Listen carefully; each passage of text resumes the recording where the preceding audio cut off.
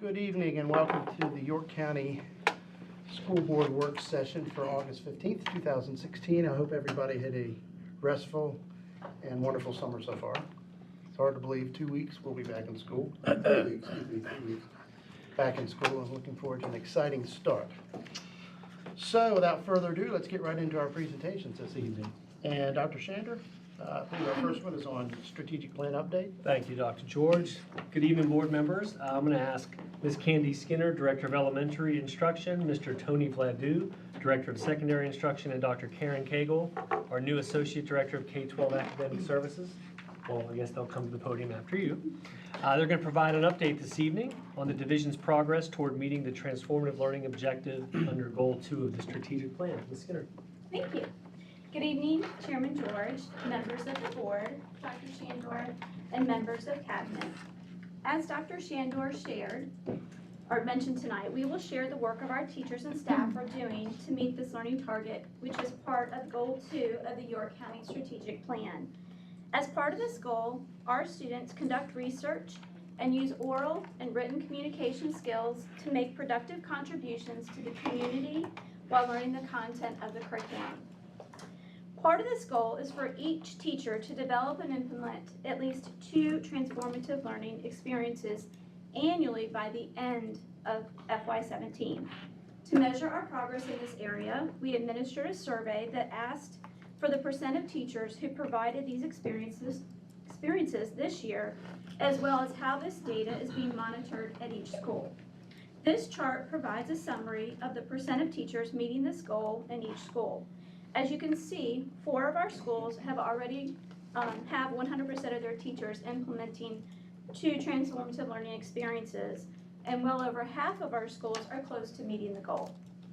In the year ahead, principals will continue to train and support teachers as they develop lessons that engage students in these meaningful learning experiences. And the Department of Instruction will provide support, especially for those schools who are further from reaching this targeted goal. With the help of our DODEA grant, our school division has been able to provide high-quality professional development for our teachers over the past 3 years in the area of transformative learning. This chart illustrates the percentage of teachers attending division or school-wide training by transformative learning topics from 2013 until January of 2016. As you can see, 53% of our teachers have reported receiving project-based learning professional development. So now what I'm going to do is I'm going to turn it over to Dr. Cagle, our Associate Director for Academic Services.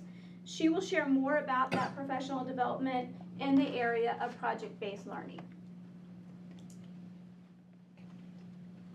Good evening. We plan to continue to help support our teachers with transformative learning through professional development in the area of project-based learning, or PBL as we call it.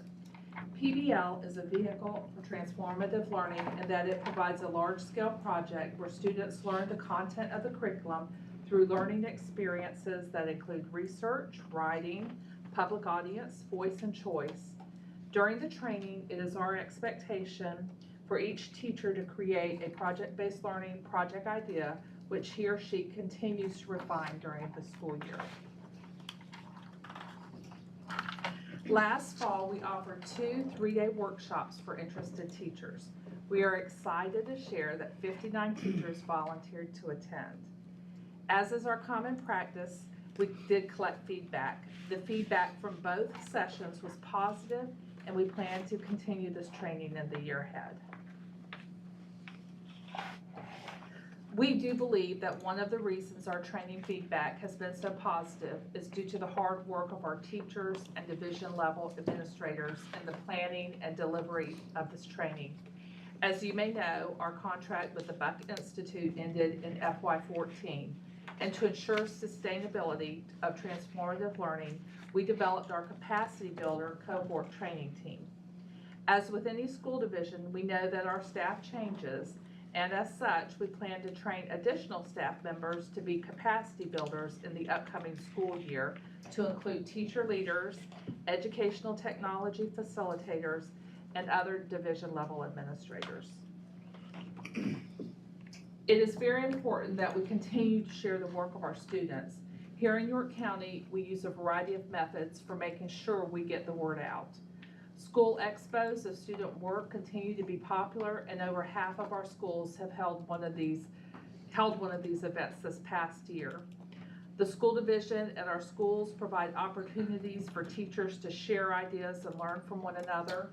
Teachers have been given time to share their projects during previous division-wide professional development, and some are even sharing at our upcoming professional development on August 25th.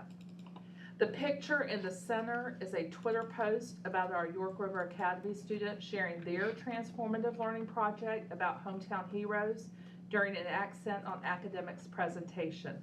Our school division uses social media to share our transformative learning experiences with others across the division and around the world.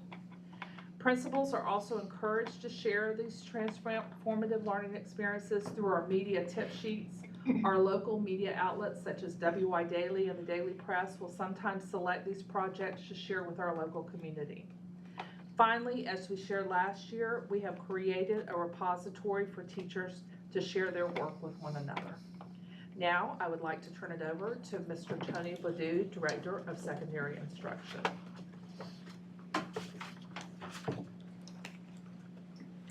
Thank you, Dr. Cagle. Good evening. At this time, I would like to highlight some transformative learning projects our schools have completed over the past year. As Ms. Skinner stated, transformative learning experiences are designed to foster research and communication skills while making productive contributions to the community. At the elementary level, students in Ms. Bartolota's second grade class at Walker Mill Elementary School discussed the difference between needs and wants during their social studies economic unit lesson. Students soon realized that all children around the world have their needs met in the same way. Students then brainstormed ways to make positive contributions. However, they soon concluded that the absence of refrigeration continued to be a problem.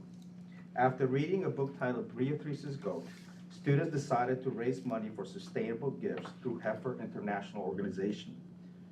Over a period of a few weeks, students organized several fundraising events to include a coin drive, a bake sale, and several other fundraising events, such as an author cafe consisting of student-created poetry and artwork. In total, they raised over $350. Students then used these funds to purchase complete donations and gift shares of every animal researched to the recipients in developing countries. As per the organization's mission statement, offspring of the animals were donated to other families to initiate a positive chain reaction. At the middle school level, one transformative learning experience that stands out is found at Grafton Middle School. Just this past March, students in the communication class researched an engineering battalion deployed to Kuwait. Over a period of several weeks, students learned about the soldiers deployed as well as their work. The students were provided with budgets, which were used to purchase care package goodies. Moreover, students used technology to communicate and write letters. During the third week in April, students put together care packages which were later shipped to the deployed soldiers. The care packages included student-created artwork, pictures, letters, and equally important, some edible treats.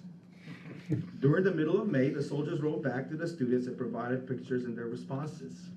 Overall, students met math, communication, and writing learning goals by managing budgets, reading, and writing letters. Most importantly, this was a powerful learning experience that made a lasting impact on our teachers, students, and the soldiers deployed in defense of our nation. In closing, I would like to share two projects recently completed by Tabb High School students. This past year, the Virginia Living Museum turned 50. Throughout the year, students enrolled in the journalism class participated in several projects as the museum celebrated this important anniversary. Although student involvement took place throughout the year, I want to take a few moments to highlight two activities. Just this past December, the museum buried a time capsule that will be reopened in the museum centennial in 2065.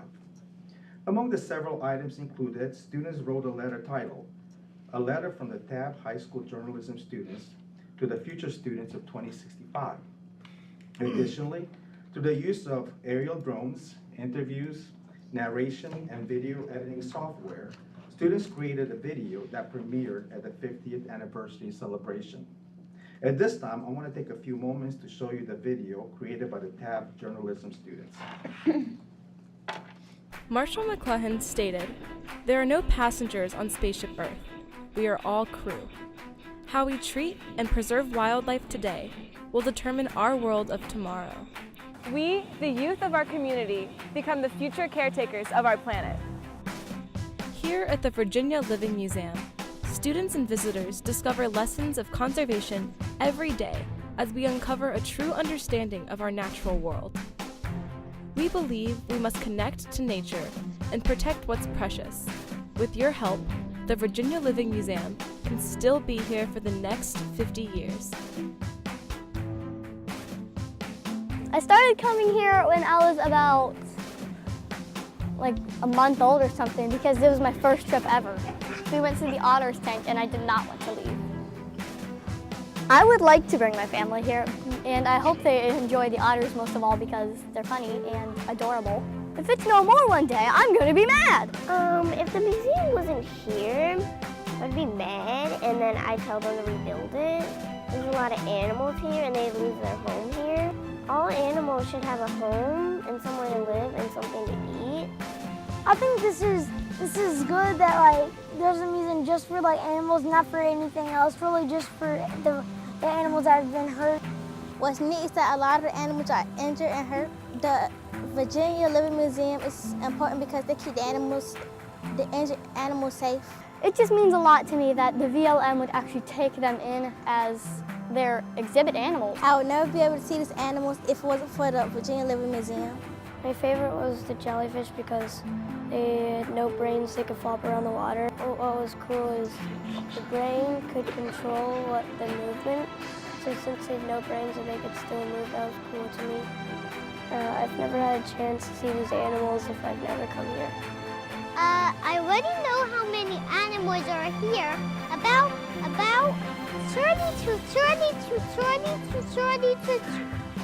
30. My favorite animal is the coyotes because when the fire engines go off, they all howl, and it's really funny when they do it. Ow! Ow! Ow!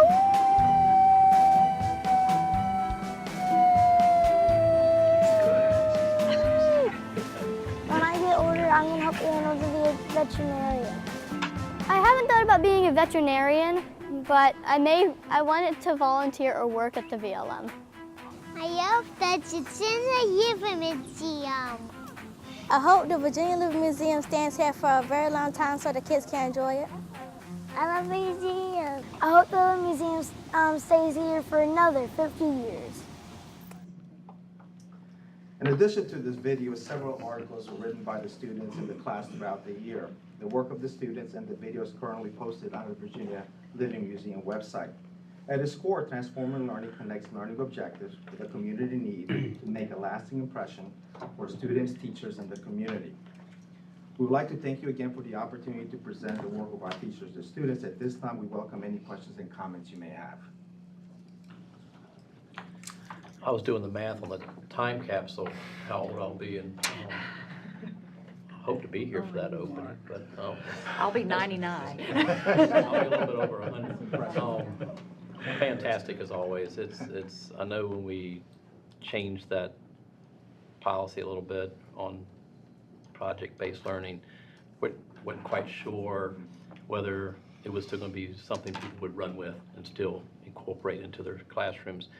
And as often as we were first initially trying to get it done, but it's kind of neat to see that people are still running with that concept. They're still bringing it to life for the students in their schools. So it's fantastic.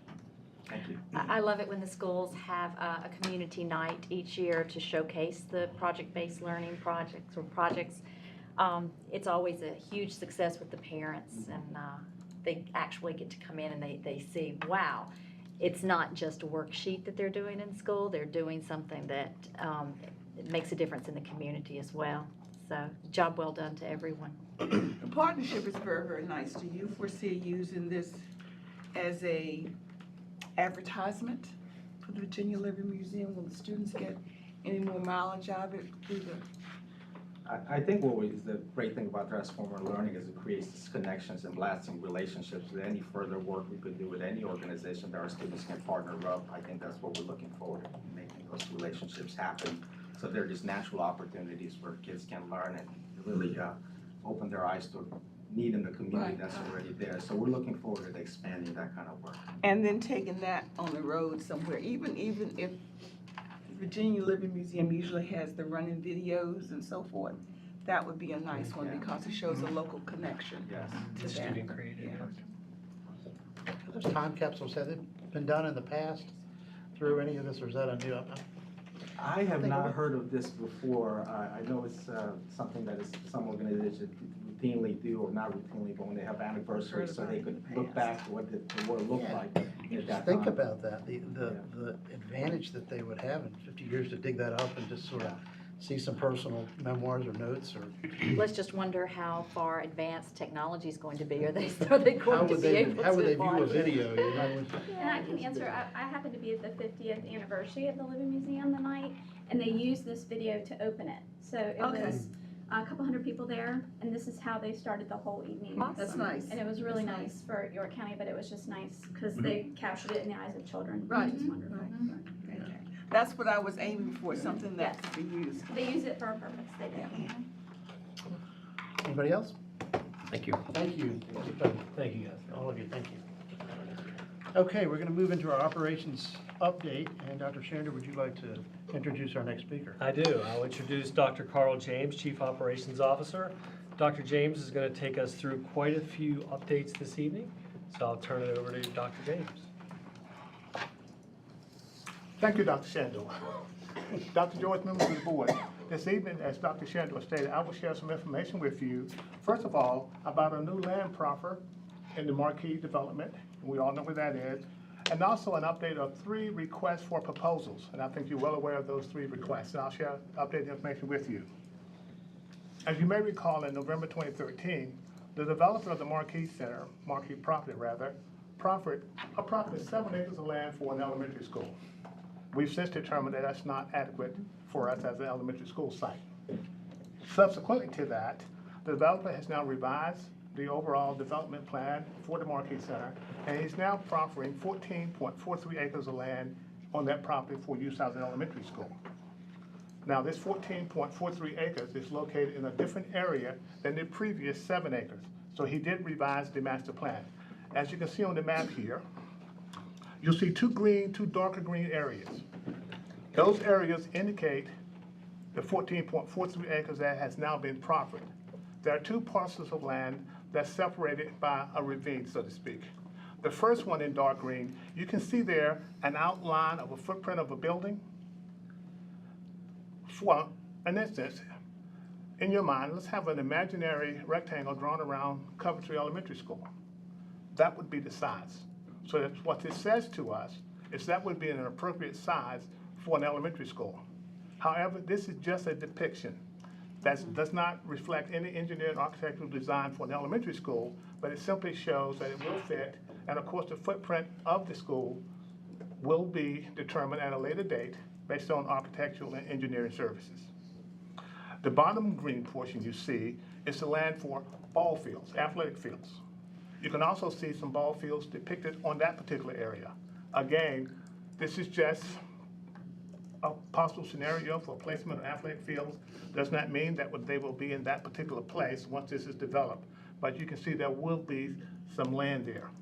To further describe that property, you can see in the orange color there, or the buff color, that's where the apartments would be located in the property.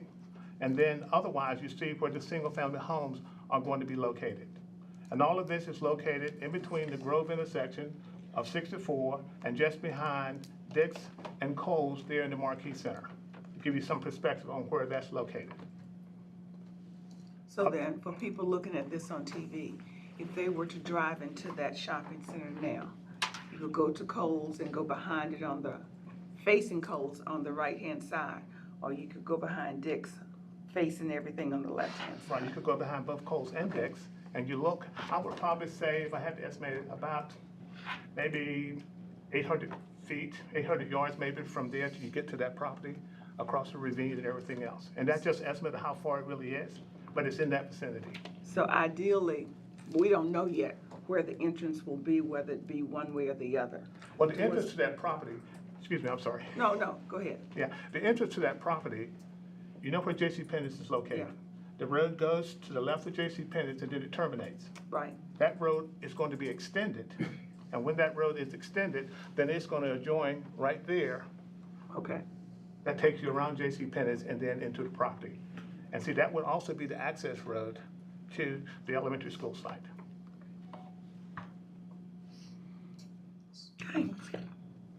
What's the proximity roughly from the upper green area where the school is and the lower green where the ball field would be? I think it's probably about, and I'm looking at Mrs. Shearhart, I want to say 3 football fields. About a football field across. A football field across. Okay. So it's not set in stone that the actual location of the school will be there. It might be moved up with the parking lot behind it, or that's still to be worked out. Correct. Right, because one of the things we would be at a benefit for the school, to have some open green space closer to the school. So that's one of the things we'll work through when we actually get into the design process. Because I was just looking at the walkway that you have going from the school to the fields. It's long right now, and it would be shorter if it went down farther where the school building is. Yes, you're exactly right. This is just a concept. It's not the actual engineering drawing or any work that's gone into placing the school or the ball fields on either site.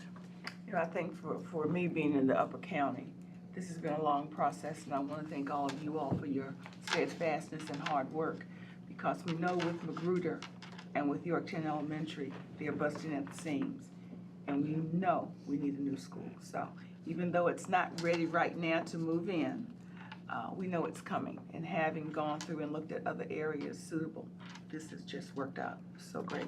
But it took a great deal of people to pull that off. So certainly Mark and Carl and Dennis, who participated in some of the sessions with Mark Carter, Neil Morgan, Jim Noel, and Jim Barnett. So the county was really supportive in helping us locate this land. So what are the next steps? Question. If I may, we'll move forward with the request for proposals. As a part of the process, now with the profit of the land, we need to move forward with an RFP for architectural and engineering services. That's now at the county office, and we're waiting on for review by the county staff. And once that's finished, the review is finished with purchasing and by the attorney's office, then we will release the RFP. And when that RFP is released, then of course that really begins the design process, to choose an architect to actually design a school based on the land areas that we just saw on the map. What's Dr. roughly, James? what's the time, I'm sorry, Mark. What's the timeline for That's that? what I was going to ask too, Dr. George. Timeline for The RFP on this to get everything, to actually start? start the RFP or start the design process. Start the design Get this process. wheel turning faster. Right. First, we need to get the RFP approved, Right, and then it has to be released. And once it's released, we'll give, I think, 3 weeks for proposals, for architect firms to submit proposals. And then those will be evaluated, rated, and then typically we would choose 1 or 2 of the architects for interviews and see what they want to offer us as far as the design is concerned. And then once that's done, we'll select the architect. When the architect starts, once we select the architect, sign the contract with an architect for design, then he can actually start his work. so what's your guess? Not to box you in a corner, I just out of, what's your guess as to time frame between now and when, right where he left off? When we can start with the design, possibly end of December, maybe July. Not July, January, the other J, January. Okay. Dr. James, I think it'd be, I know that, I even hate to ask this question, because when you're trying to put a timeline out to the public of if everything in the perfect world flows the way it should, this is, step 1 will be completed, step 2 will be completed, the doors will open, anticipated on this particular year. But with so many different aspects of change with this, and things have happened and dynamics have taken place that we've had no control over, but y'all done a fabulous job navigating some of this stuff. But is there a way that we can have a preliminary to finish timeline that we could put out on our website or something so that, and it had to be noted in the perfect world of, you know, storms and weather and, you know, awarding of contracts, and this is when we anticipate things to be completed so that people have some sense of when this thing's gonna be a closure to it, I guess. Yes, and that would be something good for us to do, once we actually work through all of this, and then have a timeline that we feel comfortable with, then we will communicate naturally to the board and also to our community about the expected opening date for that new elementary school. But there are too many moving pieces right now. I would hate It's to, too early to commit. Right. To a date. to a timeline right now. And the county CIP is gonna be a driver on that. That'll give you an idea when, school will be completed, figure a year after the funds stop. But, Or two. yeah. I've worked with this some when I was on the planning commission. I'm glad they, the proffer, they increased the land, but I still view this as problematic. It's a challenging site, very challenging site. And the initial 6 to 7 acres, when he was offering that to the county, I was like, that's not gonna work at all. But, it's good to see some things starting to move forward on this one for the marquee, and then especially for the school capacity issues. And I'm not totally convinced that the school will be on this site personally, but it's good to get some plans moving forward on that. There's definitely gonna be more to come on this one. Baby steps, I guess. Yep. Well, that's the part that I worry about, because we're talking, you know, raw property that, and in the perfect world, things will flow the way we hope they do, and the projects will. But we've been in situations before where all of a sudden the door opens and we go, oh goodness, how do we address this? What do we do? What's Plan B? What's Plan C? So as y'all continue working through this, that property being where it is, and raw piece that it is, I just hope things work out well, but have Plan B. So. Alrighty, moving on to our next RFP here. The next RFP is going to be one for the medical aspects of adolescent sleep patterns. I'm pleased to share with the board that we have signed the professional service agreement. Dr. Shandor and the offerer has signed the agreement. The agreement has been returned to purchasing to be forwarded to the Assistant County Attorney for final review. And once that final review is done, then I will issue the notice to proceed to the offerer, which means now the project starts and I can begin discussions with the offerer about a timeline for each piece of the work, for the scope of work that's listed in the RFP and also in the professional services agreement. So I look forward to hopefully early next week having those discussions as we start to develop the plan of work for the offerer, school start times. Wonderful news. Yes, that one's also been a long time coming. Yes, many moving pieces. You know, we were able to kind of consolidate and modify that's much more acceptable, I think, for us, the board, in terms of cost and time frame and everything. So it's time well spent thinking that through. Right. I think the board will be pleased with the outcome, based on the scope of work as it stands now. Good. Alrighty.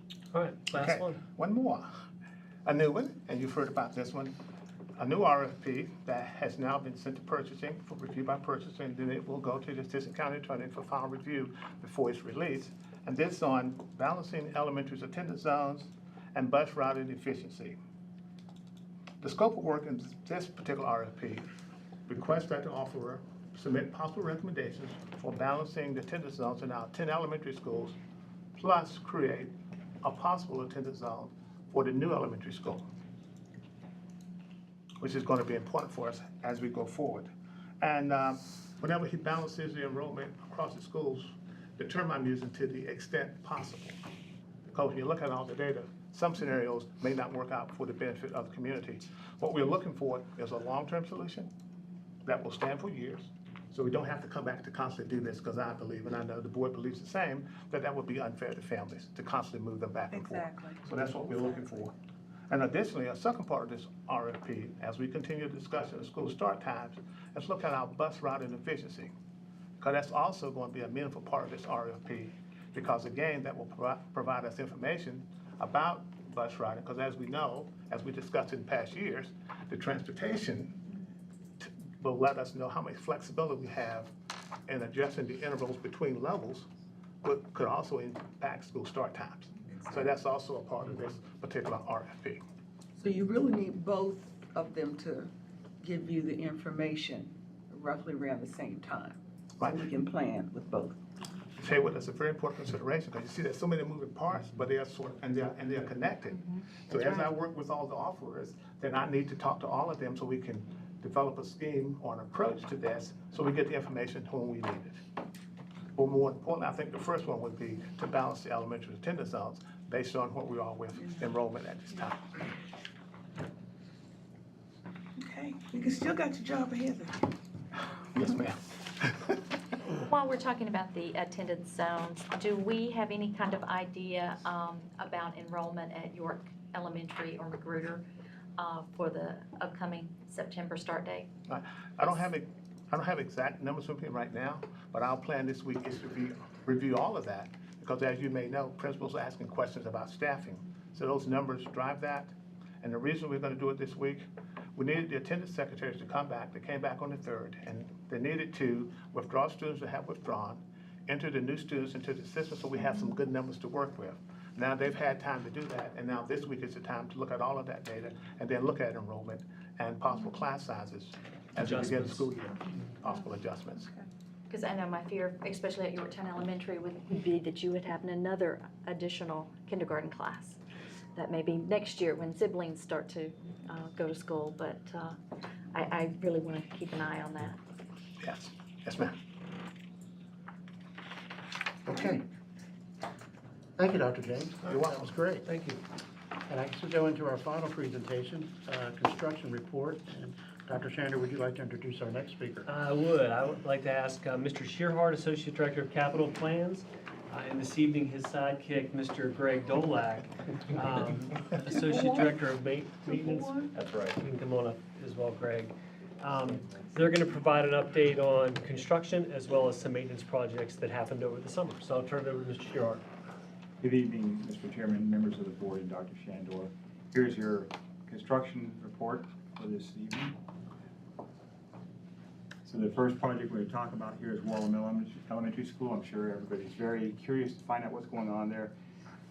It's been quite a challenge to get it done. We've had challenges with the weather, challenges with power. They have not had power in the building now for over 2 weeks. Where Dominion Virginia Power was there working today, and hopefully that will have power on in the building tomorrow. That'll definitely help things there. The contractor has set up temporary cooling for the building to help speed the curing of mastic on the floor for the tile, and to speed the drying of paint, to speed the drying of drywall mud and things like that. So there are things that are moving along in the school. You won't be able to see a lot from the outside, but I'll explain a little bit what's going on there. The contractor is working very rapidly in the building. They worked all weekend long despite the high heat index of 115 degrees. They were up on the roof working. Floor tiles are being laid in the addition, and in the addition floors. Casework has been delivered today, and they will be installing that tomorrow.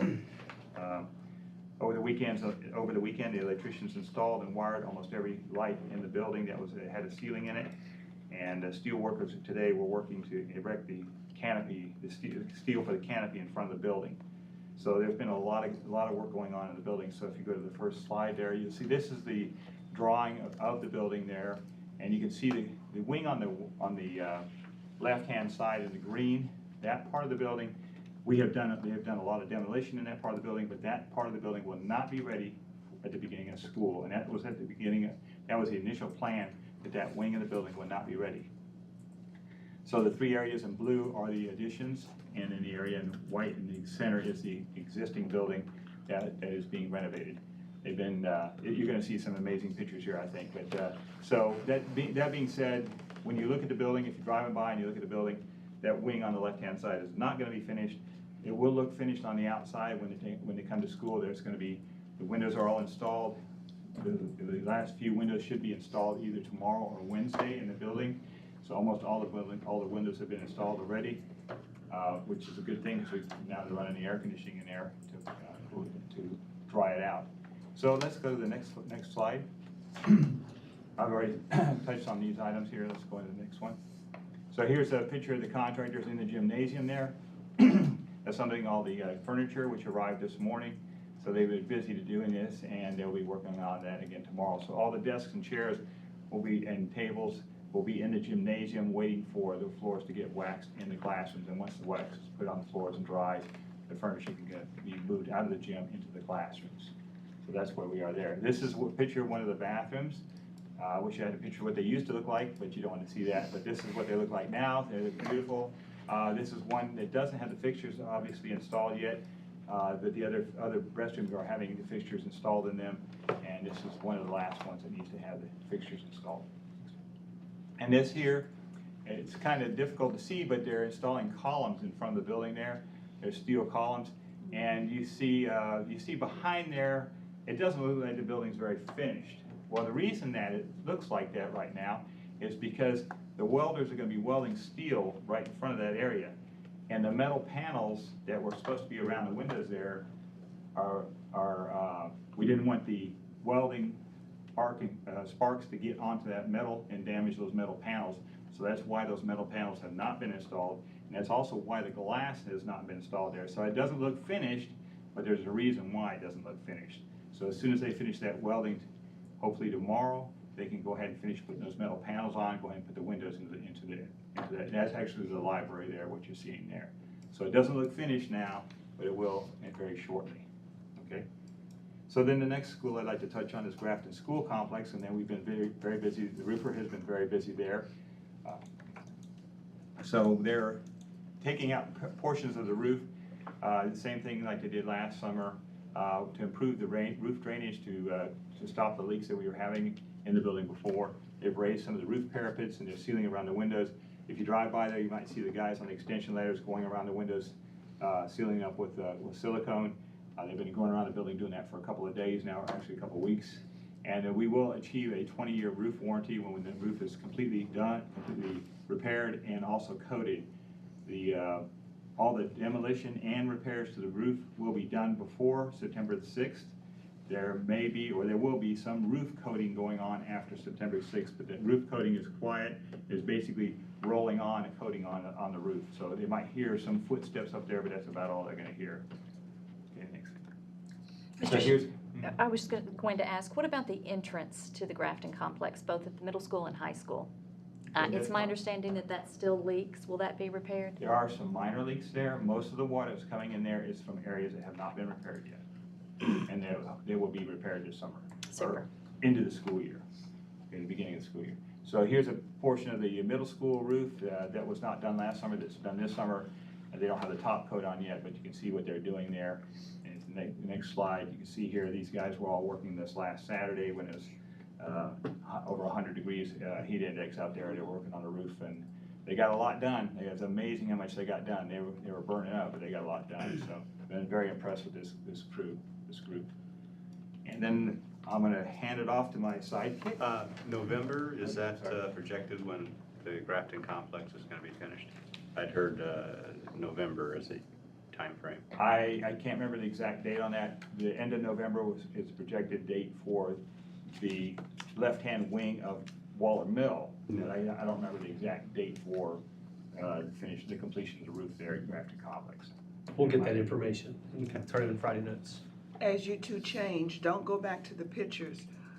Will the principal and the teachers at Waller Mill have access to the building? Do they have it now?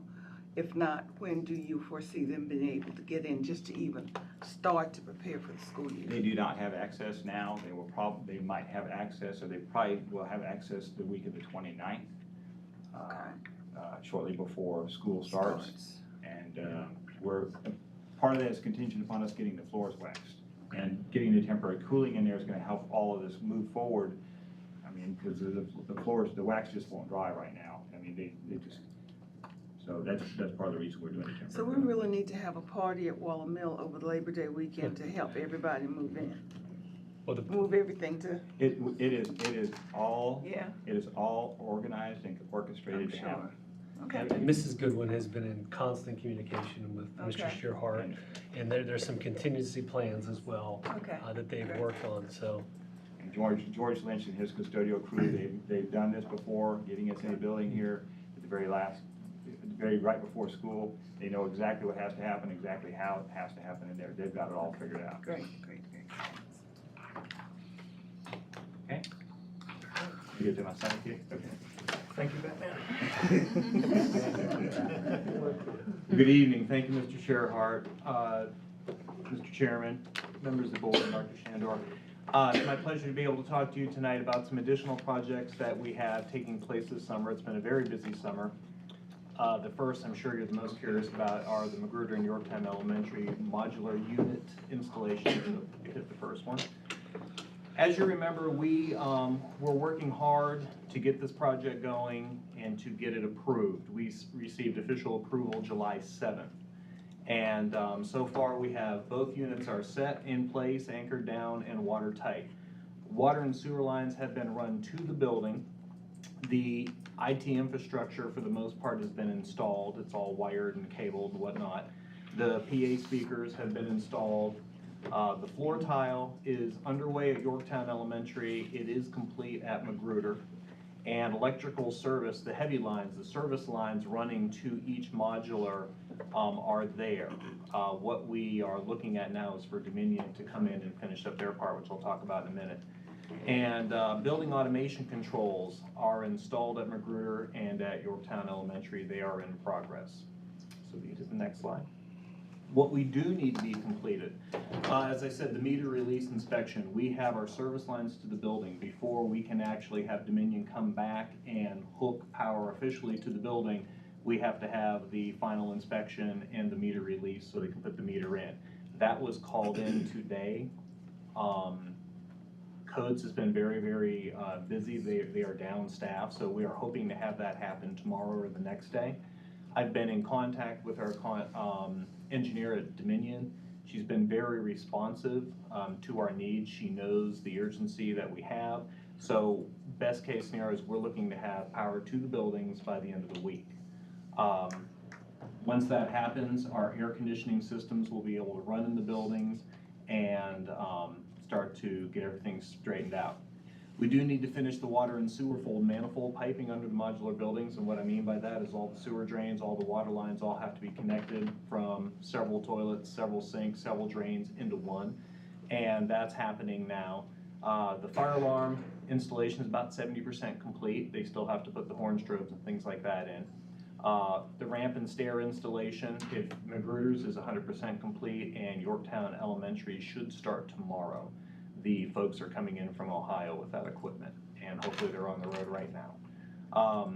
After we do all that, we need to schedule our plumbing final, our fire inspection, and then our final occupancy inspection. We anticipate having final occupancy on or about the 26th of August. As soon as we get power in the building, and if you go ahead and next slide, Stephanie, you can take a look here at some of these pictures. That is the ramp section from the Magruder Elementary building. Now what you're looking at there is what we're going to consider the main entrance. If you're familiar where the Magruder addition ends, there's a sidewalk that's going to run from that addition just to the right of where the rock stone pile is. That's all going to be graded out and seeded. So they'll have a direct connection there. If you go ahead, Stephanie, and then this is the side view of the modular in place at Yorktown Elementary. If you would look at the side view of Magruder, if you remember, this is one building that we separated in half. It's the exact same view over at Magruder. The two blank spaces that are right there are where the restrooms are. So we go ahead and show the next one. This is again inside the modular unit at Magruder. Yorktown Elementary's is going to be similar. There's a slight difference in the color of the floor tile, but you can see this one does have an 8-foot wide hallway. It has a staff restroom. It's got the gang, female restrooms, male restrooms. It's going to feel much like a regular school. If you could hit the next one. This one is Magruder Elementary.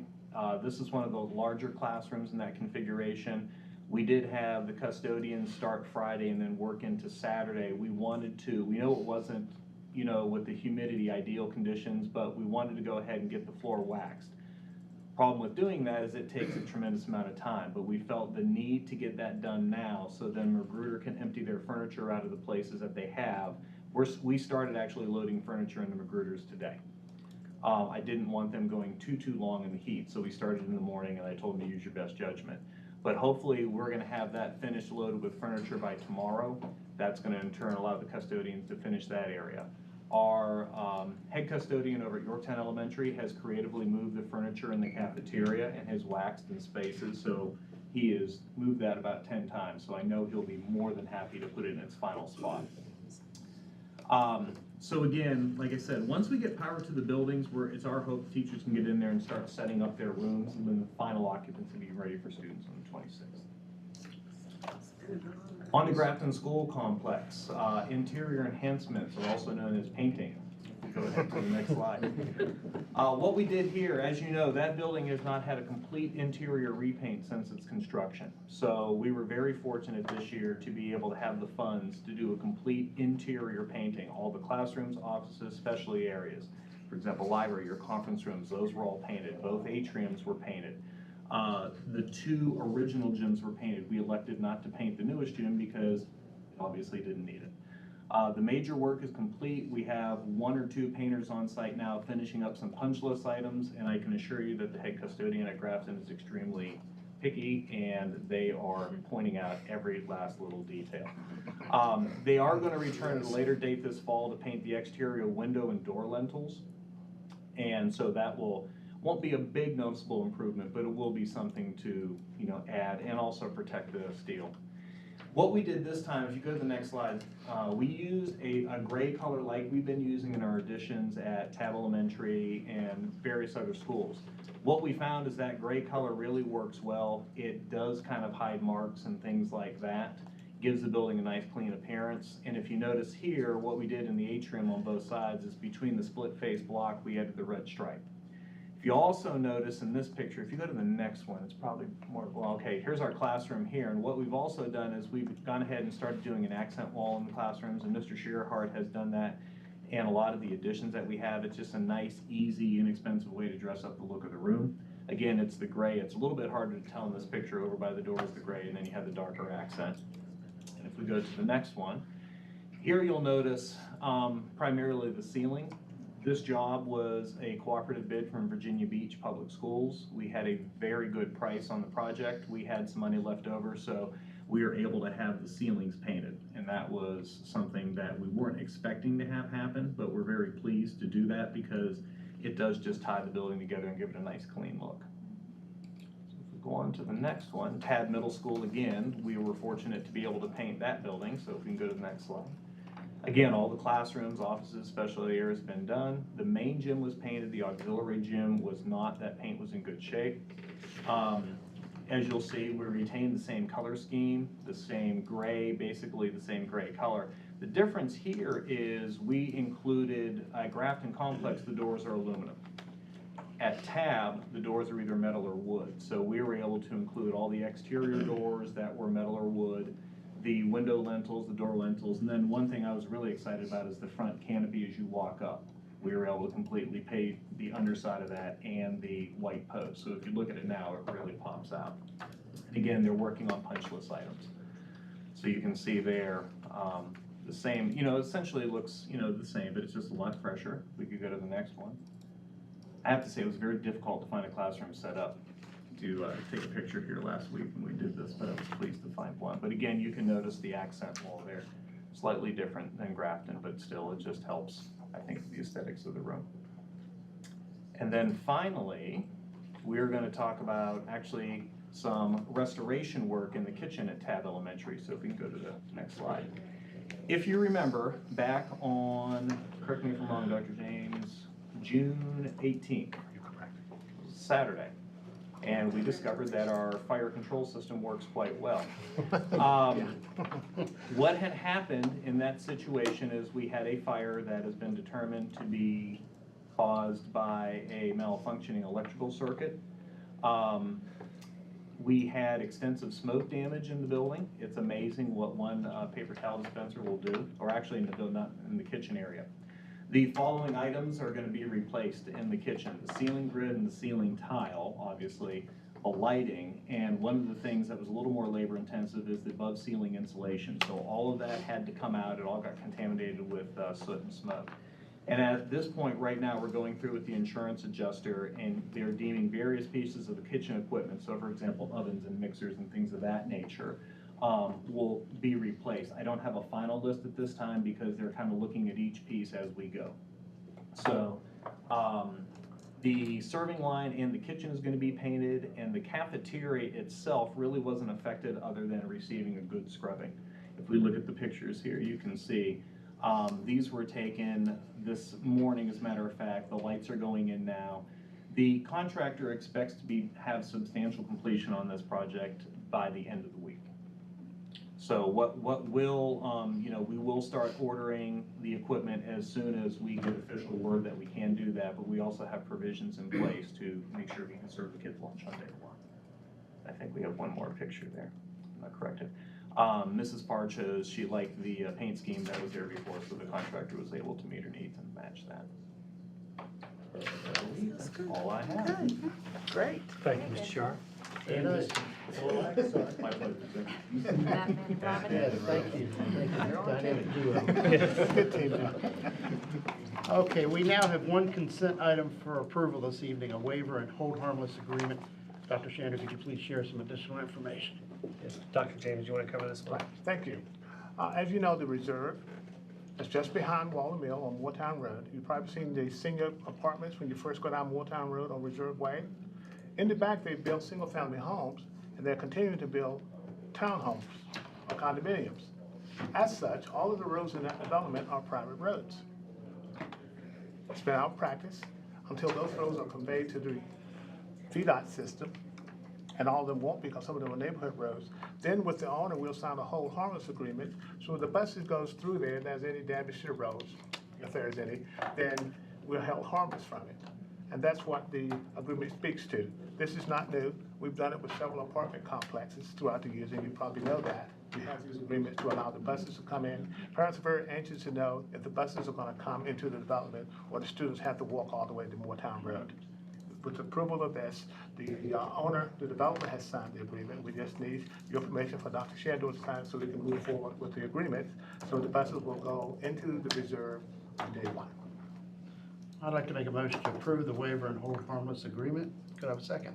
Second. Any questions? Anyone? Ms. Ford?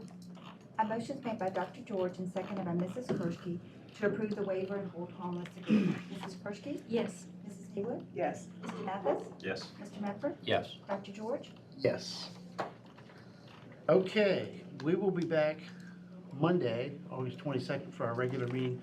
We are in need for a closed session, but I'd like to take 5 minutes before we go into closed session. We can clear the room. Thank you, everybody. Thank you. Great progress there, folks.